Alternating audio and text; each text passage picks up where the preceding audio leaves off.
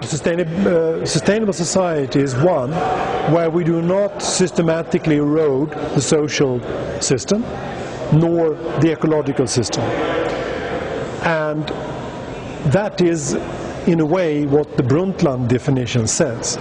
It's quite philosophical. It says that we must live our lives in a way that will not destroy the ecosystems or the social systems, so that we destroy the capacity for other people in the world, now or later on, to live their lives.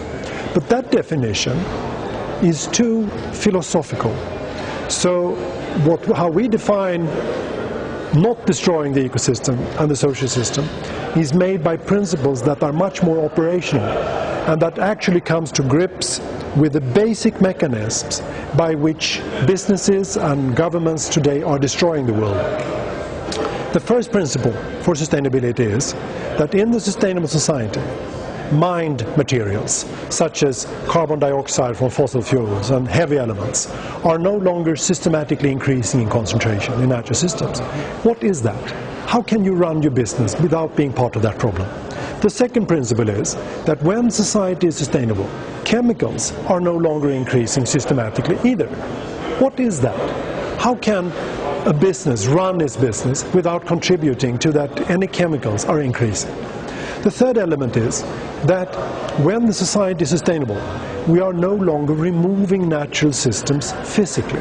We are not putting more and more asphalt on natural systems. We are not overfishing more and more so that we destroy the habitat of fish and so forth and so on physically. And the fourth element is that when society is sustainable, we are no longer eroding the capacity of people to meet their needs anywhere in the world, which today is occurring by abuse of political power and abuse of economical power.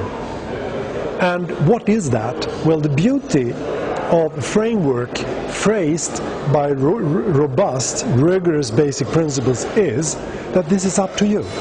There are thousands of solutions for Nike, Electrolux, IKEA, Tokyo, Portland to live their lives in a prosperous way without violating any of those four basic principles for sustainability. And phrasing it that way gives you opportunity to redesign our societies to become completely sustainable, step by step, instead of trying to recycle more and more for its own sake, or turning from that compound to another compound for its own sake. But how much do we need to do to comply to complete sustainability, which is what we need to talk about more than how we are improving from where we were.